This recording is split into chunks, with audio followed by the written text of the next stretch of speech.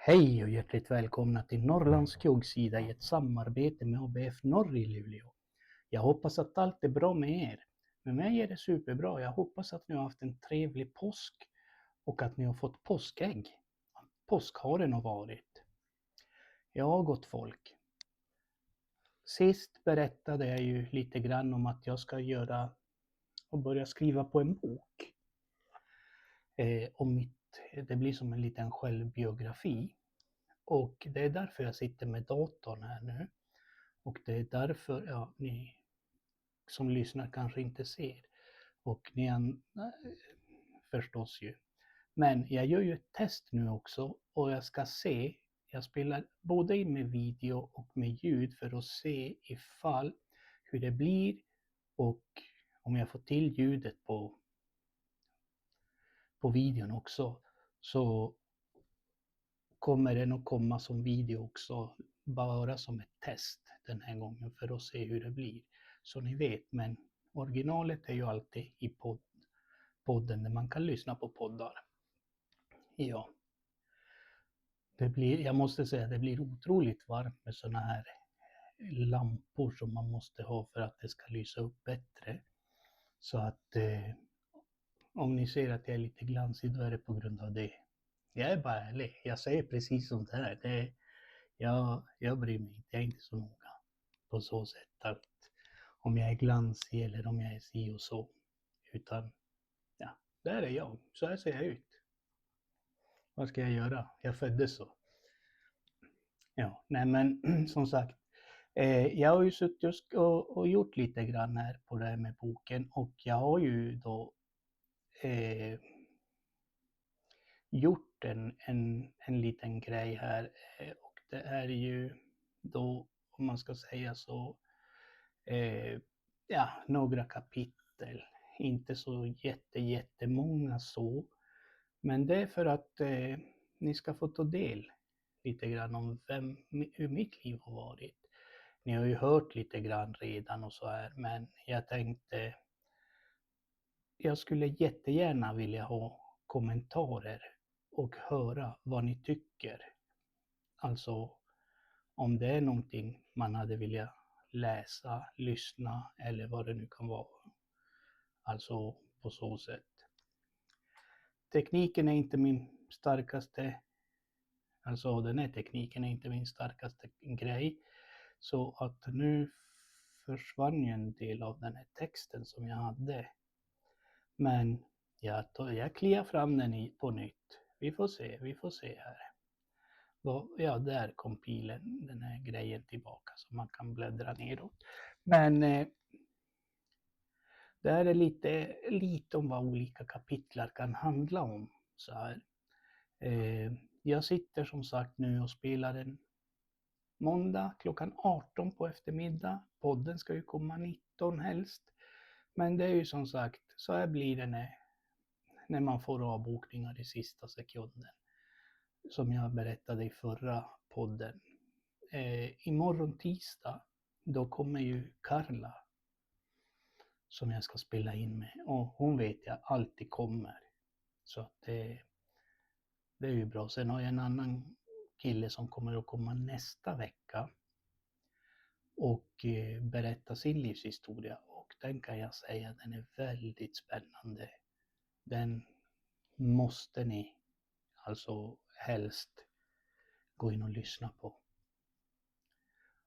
Så ni vet, Björn från Boden, han driver Dynamikkompaniet. Det är han som kommer att komma och vara med på podden nästa vecka. Och imorgon Karla som sagt. Men hörni gott folk, nu har jag babblat på i 5 minuter utan att komma någon vart. Men det är så här med mig, ni vet, ni känner mig redan vid det här laget. Jag kan ju ta lite grann så här. Lite på vad boken ska handla om. Och den kommer att heta, tror jag, Norrlands skuggsida. Min livshistoria, min berättelse. Och första delen, så som jag vill presentera för er, det heter Arvet och skolan. Kapitel 1. barn av diktaturen. Historien börjar i Chile, i en familj över medelklass med piga och trygghet. Men utanför grindarna härskade Pinochets diktatur. Jag var bara 9-10 år gammal när jag såg, jag var yngre också, men jag var 10 år när vi flyttade till Sverige. Men då är det så här, när jag såg militären slå ner mamma och föra bort pappa. Jag bevittnar, nu läser jag inte den rakt, jag ändrar lite grann förresten så att ni istället för han så är det, jag ändrar det till jag för jag sitter och berättar om det här nu och läser. Jag bevittnade poliser som brutalt misshandlade demonstranter med batonger, vapen, vattenkanoner, tårgasen. Vid 7-årsåldern dövade jag min smärta, mina mardrömmar med marijuana och cigaretter. Mitt i kaoset fanns mormor och morfar. Morfar var socialdemokrat som gav mig en moralisk kompass som människa och människornas lika värde.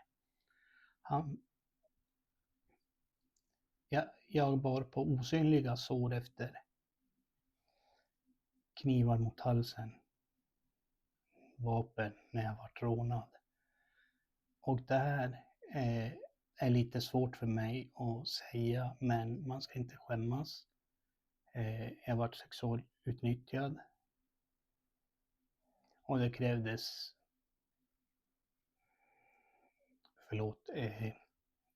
ursäkta, jag blir lite tagen.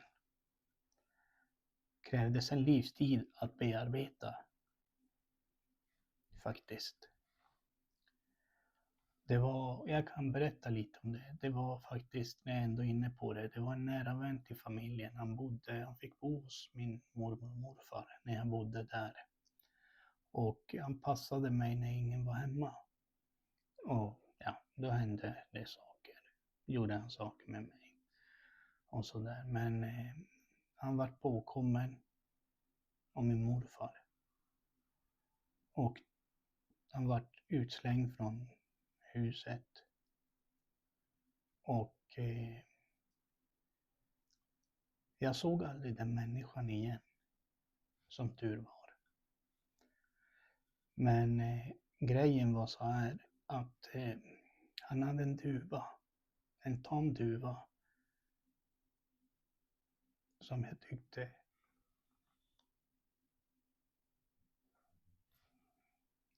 verkligen om. Och jag lekte med den och typ allt sånt där. För jag har alltid älskat djur. Så det var det som var liksom, och han sa att om jag inte gjorde så där då, eller så skulle duvan dö, eller han skulle bryta nacken av den och massa sådana här saker.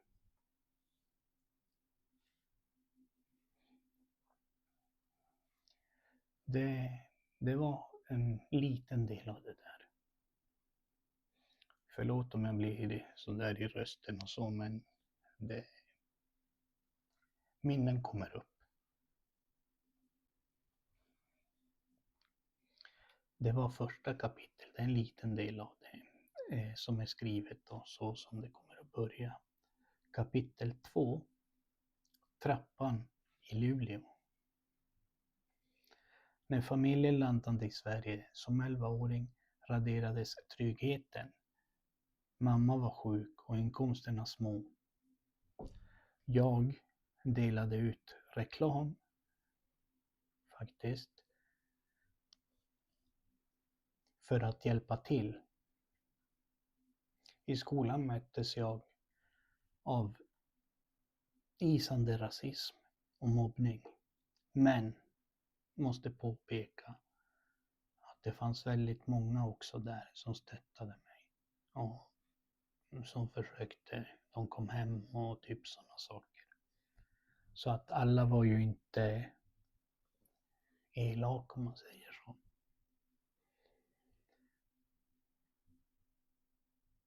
Jag minns än idag hur de andra eleverna kollade märket på mina kläder när jag gick upp för trapporna på högstadiet på Björksgataskolan. Eftersom jag saknade kläder av märke, alltså typ Nike, Adidas och sådana kläder, Levi's, som alla hade, Converse på den tiden, dög jag inte.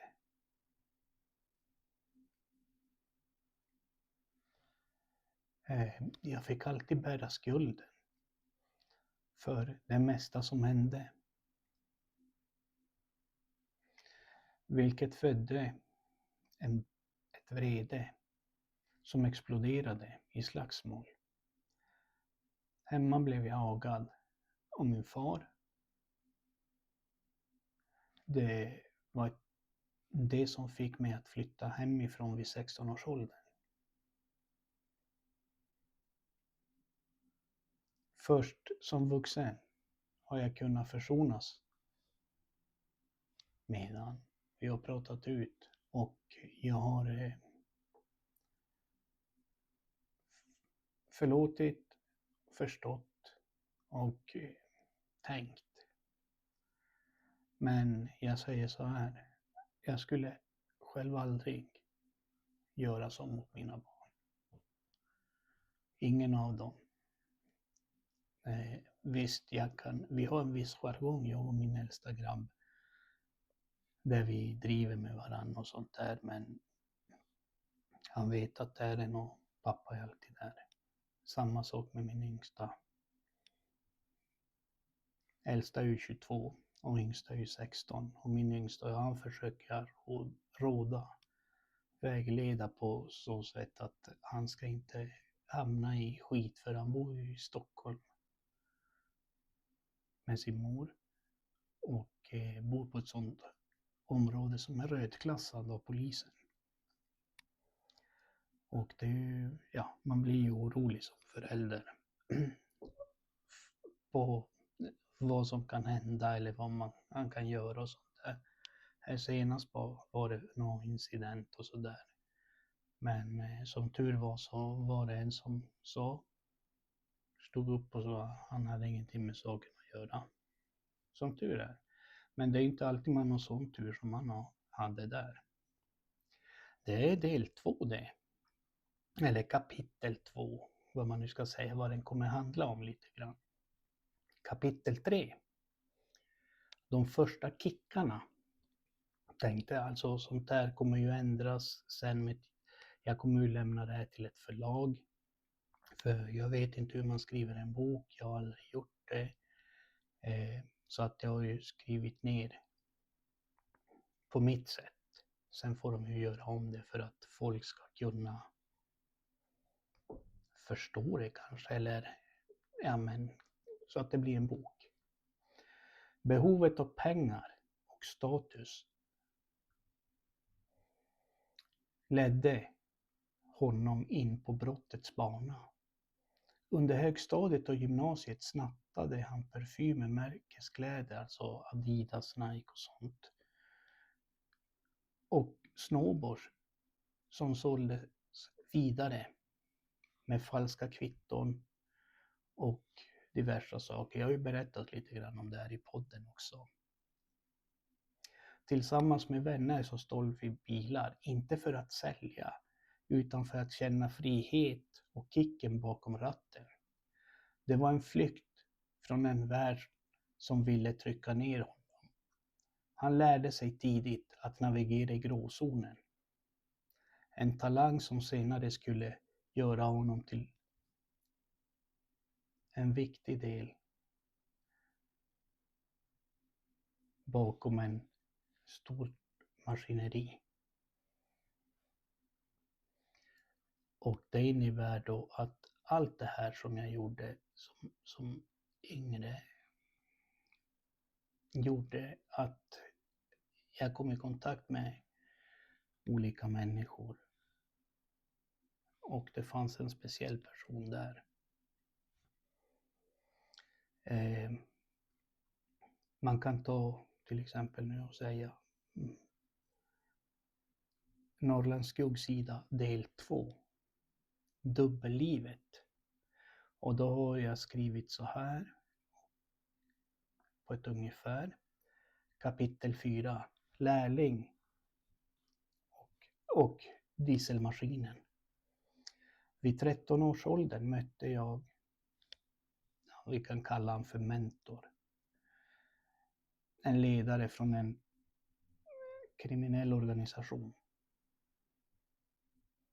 i Luleå.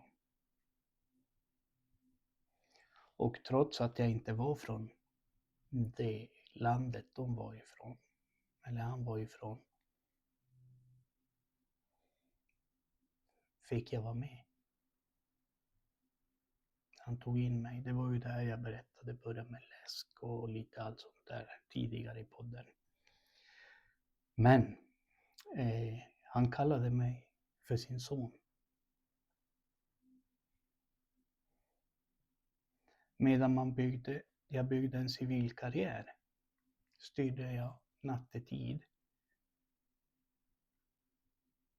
som ett maskin kan man säga. Lite kort om detta. Vi skickade folk till raffinerier i utlandet där de fick lära sig olika metoder för att lära sig att manipulera pumpar, bensinpumpar, farmare och så vidare. Allt som har med diesel, bensin, mackar och sånt att göra. Men fjärrkontroll, och vi hade dekalprydda servicebilar.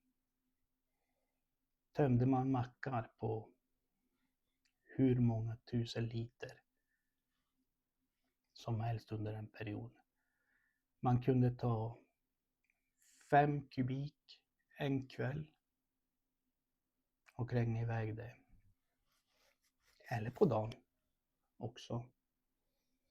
Vid ett ställe, vid en mack i Luleå, jag kan säga Lulsundet, skapade man som en rökridå lite grann genom att sprida rykten om att det gick att tanka gratis för att dölja att det hade blivit tekniskt fel.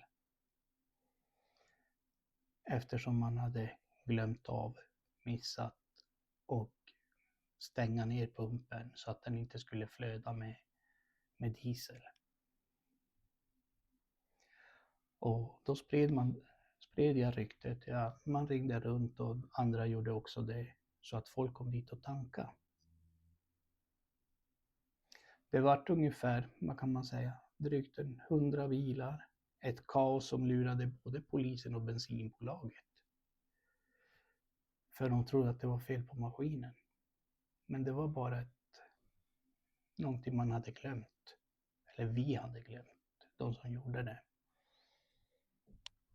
För jag manipulerade inte pumparna så, utan jag såg till att det flöt på försäljningen och så vidare. Jag vet ju hur man gjorde då för att fixa upp pumparna och sånt där. Man bytte vissa delar, man tog bort vissa saker, man öppnade vissa, ja, jag kan inte gå in närmare på det så, utan ni får väl kanske vänta på att boken kommer. Kapitel 5. Insatsledare, kändisar och mitt civila jobb. Jag levde ett extremt dubbelliv. Jag hade hand om en liten insatsgrupp kan man säga på det bevakningsföretaget jag jobbade på, där vi fick uppdrag av polisen. Bolaget anlitades av polisen. Jag hade 5-8 killar som jag jobbade med inom bevakningsbolaget som jag tyckte var rejäla. De gjorde ett bra jobb och de ringde man ut när det hände olika saker. Till exempel när man skulle säkra mordplats, alltså sköta bevakningen på mordplatser. När det var ett gisslandrama nere på Porschen. Där vi hade hand om avspärrningarna. Och där dessutom det kom en polis, ansvarig polis, direkt från krogen. Och skulle ta över befälet av sina kollegor. Och det slutade som det slutade. Ja, ni som minns det här. Det var 2008 kanske. Ja, någon gång där. Jag har inte alla datum så där just nu. Men det jag gjorde på den tiden kan jag berätta när jag jobbade. Jag förde loggbok. Att jag skrev den dagen hände det, den dagen hände det. Eftersom ofta så var man kallad på rättegång eller förhör eller sådana saker. Och polisen genom mitt jobb inom det här bevakningsföretaget. Och ja, jag var ju ganska kylig och jag har alltid varit väldigt kylig när det händer någonting. Och trots, måste jag säga, att jag jobbade med det jag gjorde så hade jag en väldigt förakt mot mig av många poliser. Och än idag har jag det.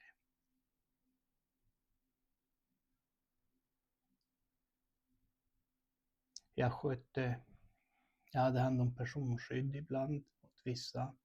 Till exempel Länsstyrelsen här i Luleå när en man skulle bli av med licensen för någonting. Jag kommer inte riktigt ihåg vad det var.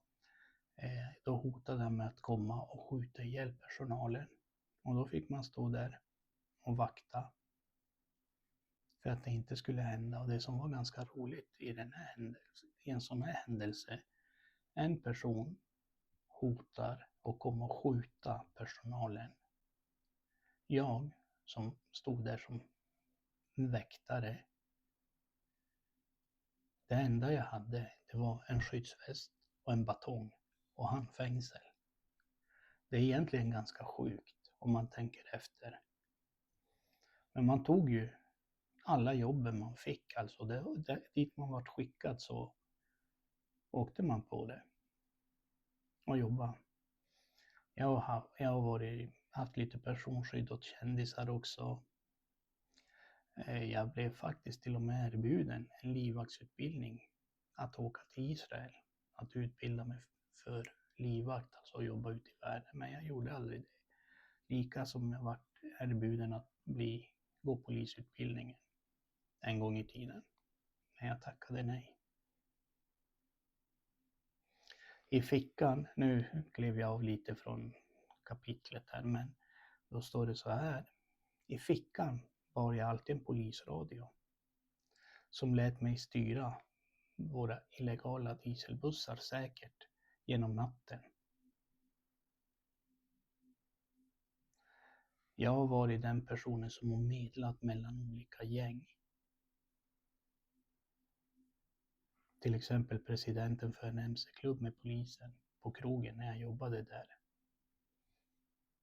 Där jag tyckte att de gick till överdrift, de här poliserna. För de här killarna från MC-klubben här, de hade egentligen mer eller mindre inte gjort något speciellt där den kvällen. De skötte sig. Vi hade en regel på krogen. Ni hänger av era västar, era tröjor där det står någonting i garderoben eller lämnar dem till mig.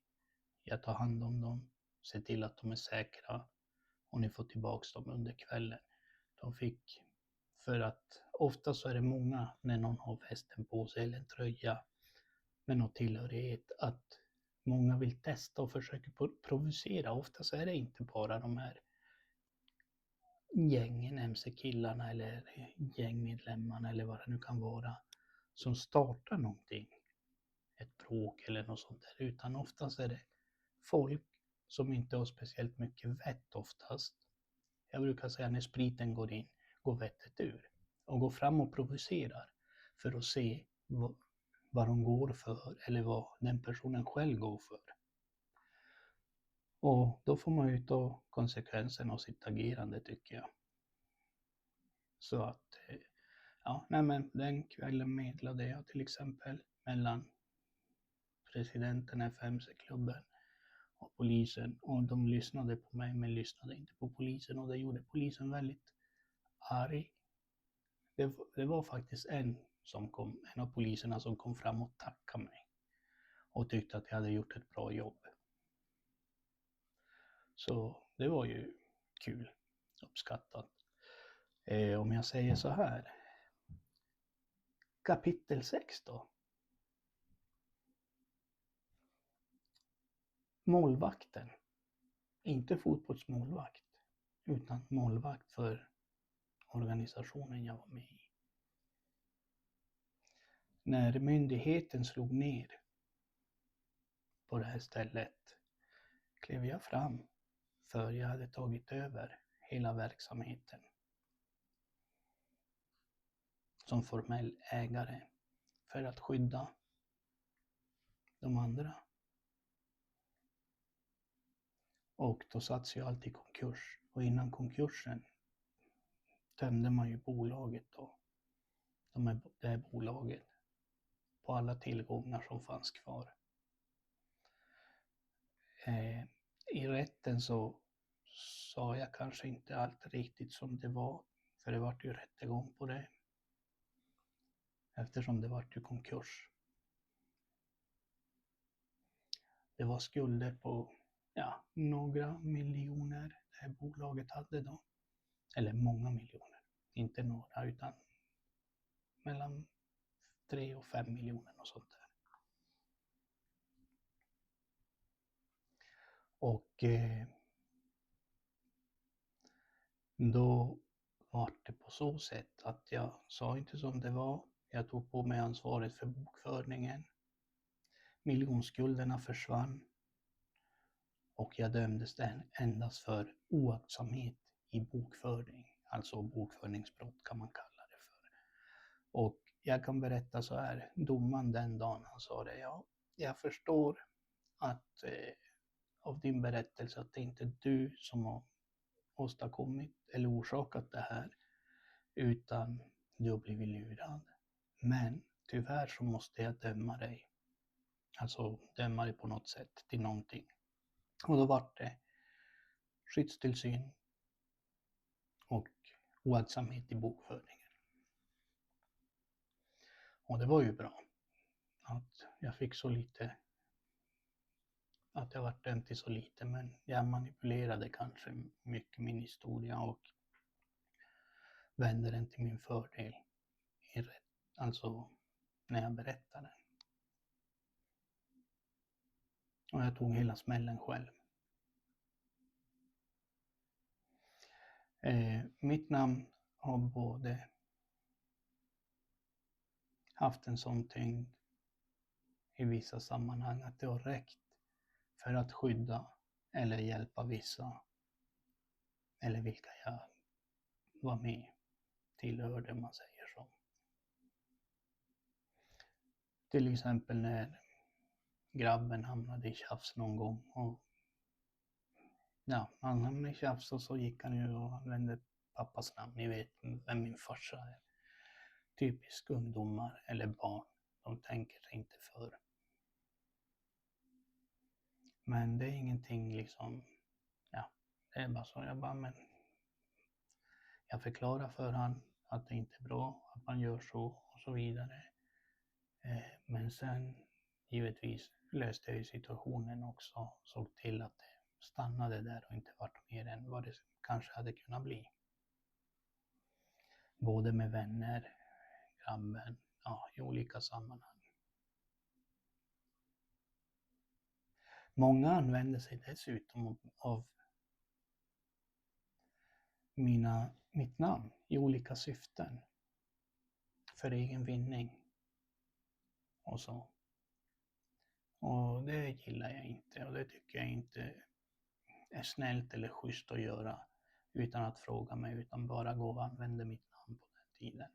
Och det är ju både på gott och ont, för att på gott så kanske det hjälper någon på något sätt. Men på det onda sättet kan det ju vara att det är jag som får skiten för det till slut. Och det är ju ingenting. Jag har verkligen varit försökt hålla mig under ytan och vara schysst och så mot allt och alla. Både när jag jobbar på krogen, när jag jobbar som väktare. Ja, i alla mina anseenden. Försökt vara så rättvis som möjligt. Hellre fria än fälla, brukar jag säga. För man kan förstöra ett helt människans liv genom att fälla. Och det vet jag av egen erfarenhet. Jag var som en liten säkert livförsäkring kanske på stan för vissa. Kan man säga som. Del 3. Ja, del 3 kommer att handla om, och det blir ju rättslösheten och upprättelsen. Kapitel 7. Det här är bara smådrag om vad allt den här boken kommer att handla om, som ni vet. Det här är inte hela boken. Jag var som ett lite av Luleås osynliga skyddsvall. Jag kommer ihåg en natt när jag sprang ut från lägenheten. Jag satt och kollade på film. Vad kan klockan ha varit? Strax efter 3 på natten, en fredag. Och jag för mig att det var. Och jag hör ett väldigt dånande ljud utanför lägenheten. Det var som att en traktor drog sin skopa efter marken på asfalten, om man tänker så. Det lät väldigt illa, väldigt högt och så. Men när jag tittade ut så såg jag att det var en MC-olycka och att MC:n från korsningen hade hamnat just utanför mitt vardagsrumsfönster ungefär. Fast på andra sidan. Jag tog mitt lilla första hjälpen-kit som jag alltid haft vid dörren. Sprang ut.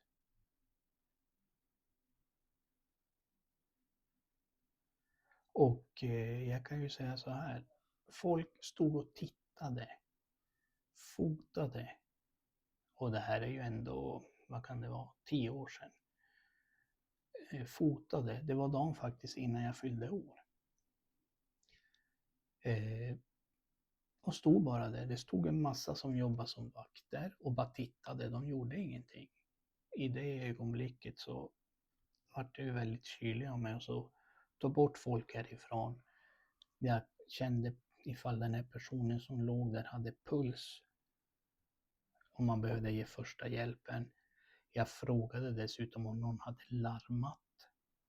Ringt in det. Och då började folk ringa in. Så som jag förstod det då. Det är en väldigt kaotisk situation, kan jag säga. Jag har kvar bilder som jag fick skickade till mig från då. Den här personen gick tyvärr inte att rädda. Den här personen var känd inom missbrukskretsarna. Men det spelar ingen roll. Det är ett liv. Ett människoliv. Och det var ett hål. Alltså den här personen var helt lila, blå i kroppen. Det var ett stort hål i huvudet. Alltså i skallen. Och hjärnan låg på sidan om. Och hjärnbitar låg lite utspridda sådär. Så jag tog hans hoodie. Eller tror jag att det var den han hade där. Eller om det var min egen tröja till och med. Jag kommer inte ihåg faktiskt. Sådana grejer har man väldigt. Minnen är väldigt sådär. Och täckte över personen. Tills polis, brandkår, ambulansen kom.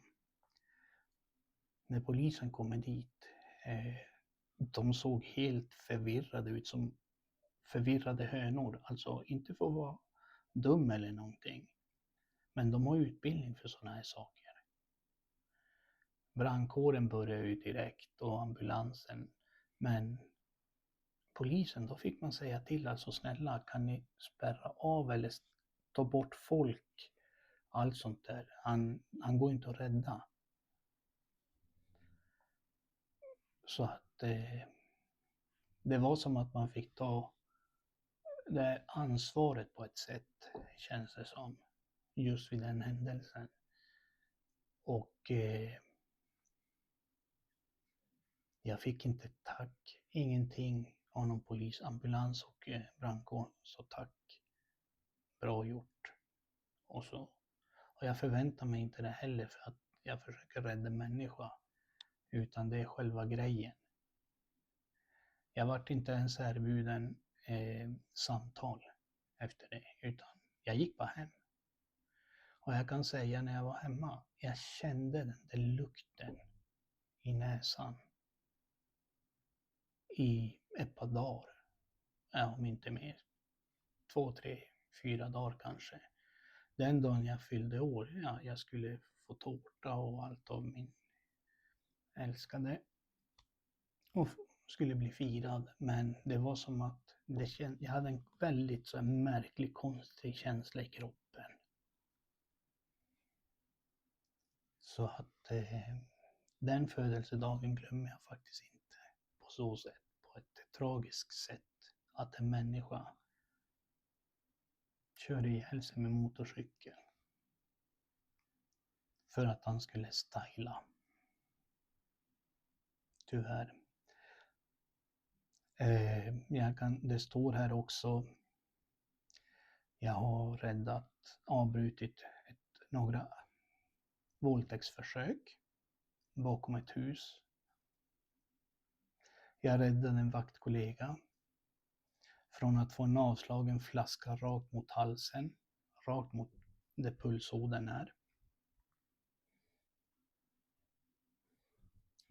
Jag räddade, kommer jag ihåg, en kille som hade hoppat i vattnet på isen eller gått igenom isen. Hoppat ner och sen gått igenom. Man hörde bara skrik. Jag ringde faktiskt in polisen också den gången. Och det var nere vid hamnen på vintern.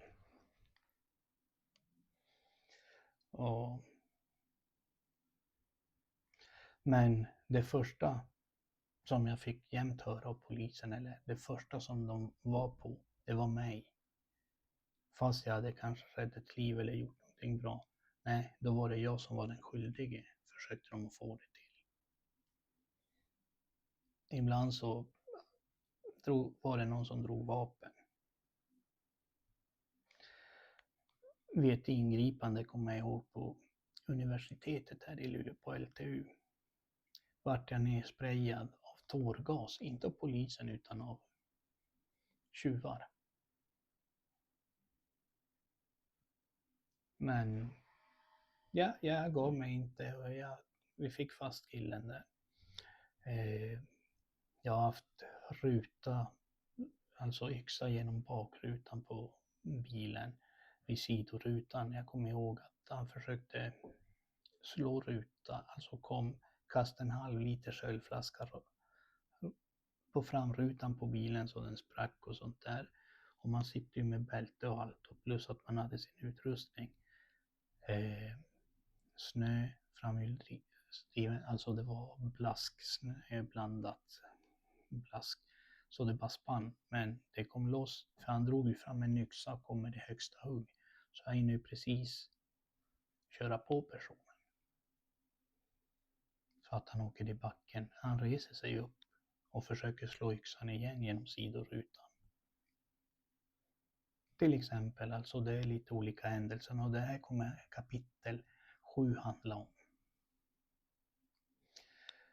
Jag har alltid varit så att jag agerar och sen kommer det. Så att det är kapitel 7. Kapitel 8 står det videobeviset och cancer. Det är det den kommer att handla om på ett ungefär. Och då ska vi se vad det står där om kapitel 8. Relationen med polisen i Luleå var präglad av maktmissbruk faktiskt. De körde på min bil, de anklagade mig falskt för olika saker. De trodde att jag var inblandad i allt möjligt. De gjorde husrannsakan i min lägenhet en gång, fast de hade gjort det i fel lägenhet. De har varit och knackat på min dörr och sagt: oj, är det du som bor här? Oj, nej, det är fel, vi skulle ut till en annan adress här. Hur kan man ta så fel? Det fattar jag inte. Men jag sitter idag på ett unikt videobevis faktiskt, står det här. Där en polisman erkänner att hans kollegor systematiskt har trakasserat mig i alla år. Sen är det i maj 2012 får jag veta att jag har cancer. I oktober 2012 mötte jag min svåraste fiende, och det är cancern i operationssalen. Den storyn vet ni om, och det kommer utvecklas båda delarna där av videobevis och cancern i kapitel 8. Jag överlevde operationen på 16-18 timmar lång. Det var då jag valde att lämna allt. Då valde jag 2013 att hitta tillbaka till mig själv. Kapitel 9 kommer att handla om det jag gör nu. Där jag är politiskt aktiv och försöker förändra samhället, och rösten från skuggsidan. Trots att han lämnat skuggorna prövades min heder 2016, då jag försvarade min tjej mot en kille som slog henne. De var 3 stycken. Jag gick på kryckor. Men jag tog mitt straff rakryggad. Det var då jag dömdes för första gången till fängelse. Och jag fick betala skadestånd, givetvis. De var 3, jag var själv. Där kommer jag utveckla vad den här händelsen, hur det vart och vad som hände. Där det drogs helikopter, omringa huset, poliser med dragna vapen, MP5-er, allt detta. Men det kommer ni få höra och läsa i boken. Ni kommer givetvis att få höra här på Norrlands skuggsida också, där jag fortsätter att berätta min livshistoria. I vissa, alltså på ett sätt. Och sen kommer den här boken där jag kommer utveckla det mer också.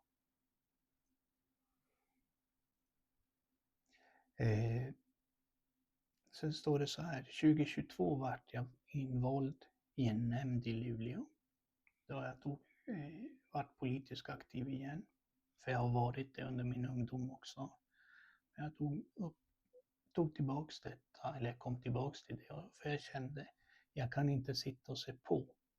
Jag måste försöka få vara med och förändra samhället till något bättre, när man har sett den här utvecklingen som är med den här högerextrema vågen som har kommit redan 2016 har bitit sig fast i samhället, hur kriminaliteten har bitit sig fast i samhället, utsattheten, hur fattigdomen har ökat och diverse saker, och det här har jag redan sagt 2020, mellan 2020 och 2022.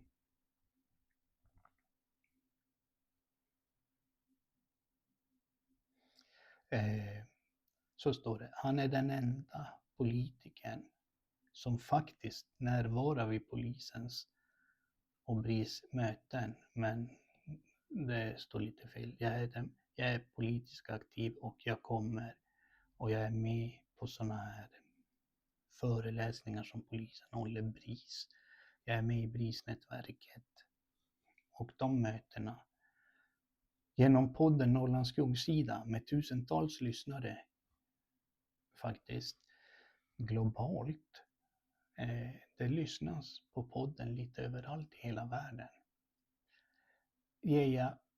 Ger han en röst åt de osynliga. Från pojken utan märkesjeans till folkvald inom de här nämnden och kyrkofullmäktige som jag är med i också. Som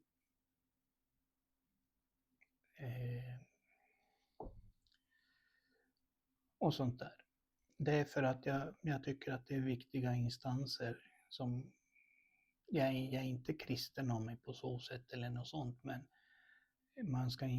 man försöker liksom ge sin, vad ska man säga, berätta om olika saker, försöka hålla kvar att det inte ska försämras genom att jag föreläser också.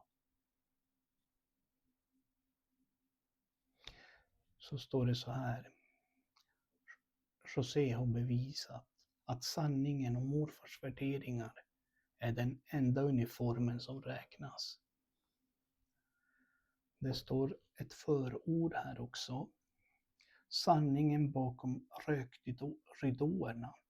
Denna bok är inte bara en självbiografi, det är en historisk dokument över en stad som i decennier valt att blunda. I Luleå har vi länge tröstat oss med myten om att vi är förskonade. Att den organiserade brottsligheten och de djupa sociala klyftor är något som hör hemma i södra Sverige. Och det får jag oftast höra faktiskt. Men under ytan av den trygga norrländska idyllen har en annan verklighet pulserat. En verklighet av teknisk briljans, iskall disciplin och ett dubbelt liv som saknar motstycke i svensk kriminalhistoria. Genom Josés ögon får vi för första gången kliva in i det de kallar maskinen. Vi får se hur en chilensk-italiensk pojk, märkt av diktaturens trauma och den svenska skolans rasism, förvandlar sitt utanförskap till ett unik position, där en berättelse om hur myndigheter både jagar och anlitar samma man, hur polisen förlitade sig på min kyla vid olika platser, samtidigt som de systematiskt motarbetade mig bakom kulisserna. Men framförallt är detta en berättelse om moralisk kompass. Mitt i skuggorna, bland fjärrkontroller till dieselpumpar och medlingar mellan gäng,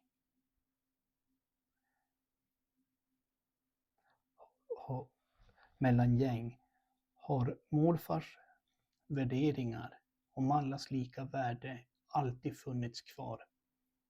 Det är dessa värderingar som idag har fört José hela vägen till där han är idag och gett honom en röst som hörs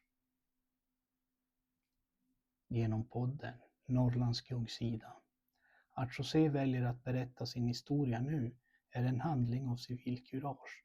Han gör det inte för att skryta eller framstå som märkvärdigt, utan för att varna och för att ge nästa generation en ärlig chans än han själv fick. Han visar att det går att bryta sig loss, överleva cancer, försonas med sitt förflutna. Detta bok som polisen inte vill kanske att du ska kunna läsa och som politiker inte trodde fanns. Det är sanningen om Luleå, omaskerad, rå och hoppfull. Jag hoppas att ni tycker att det här har varit lite ganska intressant och att ni får gärna kommentera på sociala medier. Och jo, förresten, innan jag glömmer. Jag har startat en hemsida för podden också som heter www.norrlandsskuggssida, allt sitter ihop.se. Där kan ni gå in och där mejl och information finns om ni vill ha föreläsningar eller lite annat, komma med tips och råd och sånt där, så mejla gärna till norrlandsskuggssida@gmail.com. Eller så gör ni det på sociala medier där givetvis jag ser där jag är väldigt aktiv till och från. Där jag lägger upp på TikTok, Instagram, Facebook. När det kommer nya avsnitt, när det kommer, om det inte kommer något avsnitt, om det är ett uppehåll och sånt där. Jag hade faktiskt tänkt att ett påskuppehåll, men jag tycker att det har varit ganska mycket. Det har varit för många uppehåll redan början på det här året, så att jag sitter nu måndag 6 april 18:48 och spelar in det här avsnittet som ska komma strax efter, vid 19-tiden, strax efter 19. Och med detta, gott folk, glöm inte att gå in och lyssna på podden, prenumerera, dela så att vi växer. Och jag vill jättegärna höra vad ni tycker om förslaget till boken. Jag är så tacksam att ni lyssnar. Och med detta vill jag säga: behandla andra som ni själva vill bli behandlade. Kärlek och respekt. Och på återseende. Tjingeling.